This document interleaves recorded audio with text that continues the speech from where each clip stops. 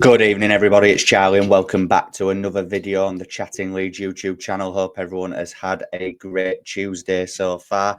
Just before we get into it, as always, please make sure that you're smashing that like button. It really does help get the video out there to more people. Please subscribe to the channel if you are brand new and hit that notification bell. And of course, get all of your thoughts and opinions into the comment section down below, as we are here this evening to preview Millwall at home under the lights tomorrow night at Elland Road. A game, well, I mean, all games are massive at the minute, but this one feels particularly big. A few riding factors on it. Obviously, the fact that we've lost our previous game against Portsmouth, which was very disappointing. Obviously, a game that I felt we were going to win. I felt we should have won.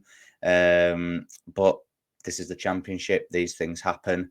It's probably a good thing that we've got a game, in a quick turnaround, so soon after the crime was committed at Fratton Park. But, I think this is, again, I hate to sound arrogant, and, I'm not saying this will have any bearing on it, but we should be going into this game thinking that we're going to win it. I'm sorry, Millwall, who are 12th in the league, we're top. Well, at the minute, at the time of recording, Leeds United are top.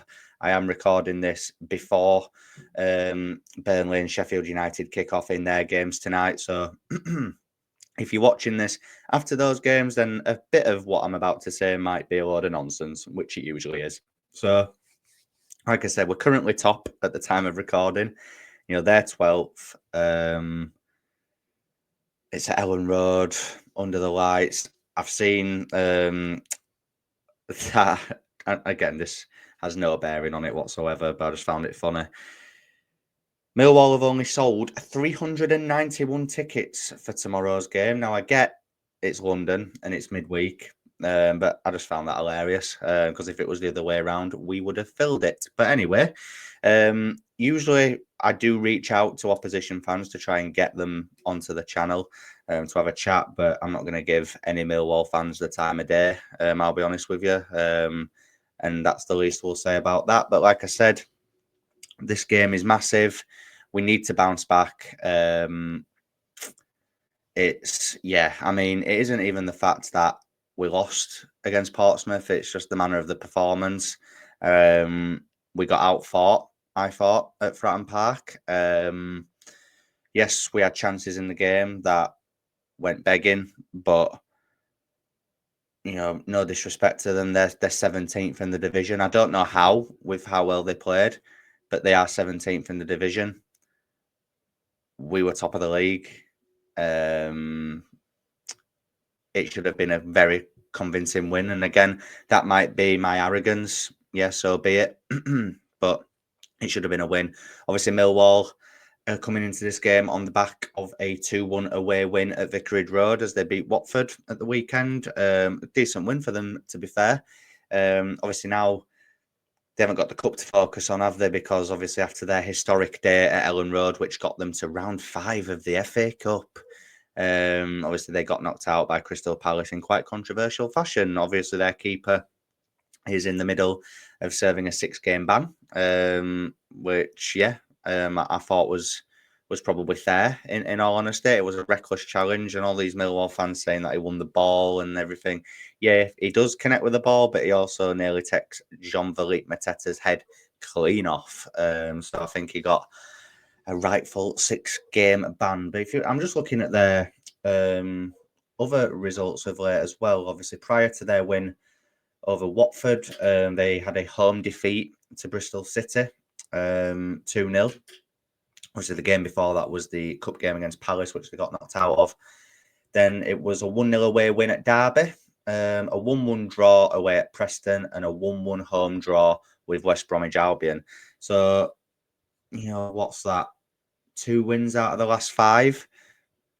2 wins, 2 draws, and a defeat. It's quite up and down form, isn't it, to be fair? So you don't really know what to expect when a team's coming into a game on that sort of form. Obviously, Leeds United, haven't won a game in their last 2, which is quite bizarre to say, to be honest with you.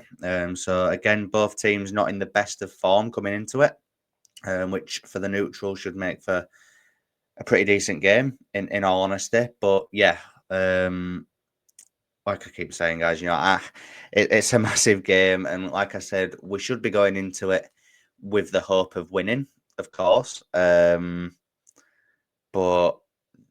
yeah, I am quite I'm nervous for all of the games now. I think given the position that we had, at one point after winning at Bramall Lane, we were 5 points clear at the top of the league. We were 7 points clear of the playoffs, and that's just evaporated within 2 games now.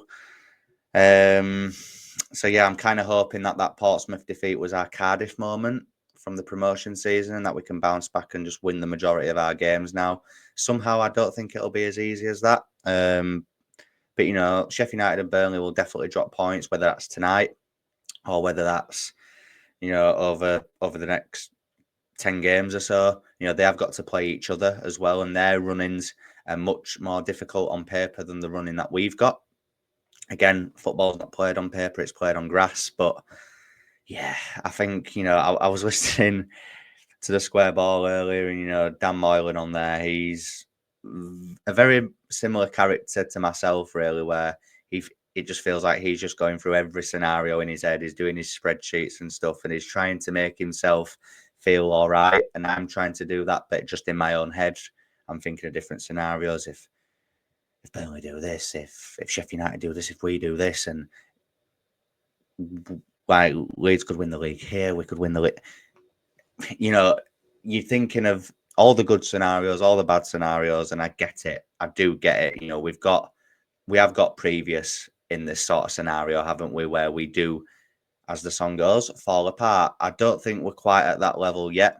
Again, ask me on Thursday morning and see how I feel, because if tomorrow doesn't go our way again, yeah, it'll definitely be panic stations, especially if results don't go our way tonight as well.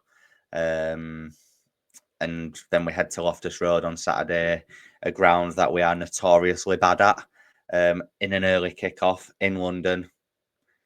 What could possibly go wrong? But like I said, Daniel Farke in his press conference yesterday said that everyone is pretty much available. A few bumps and bruises, but everybody is available. Obviously, Jayden Bogle is one booking away from a 2-game suspension.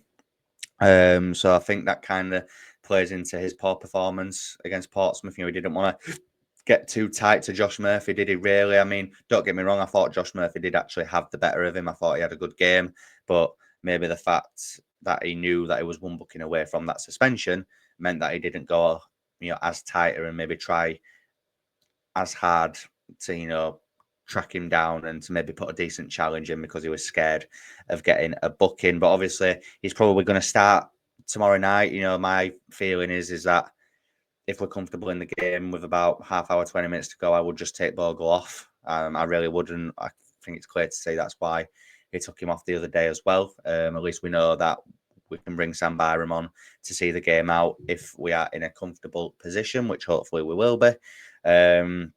Joe Perreault, I want to see a better performance from him. I want to see him hit the target if he's getting in those sorts of positions like he was at Pompey. On any other day, I think he scores those chances. It was just one of them.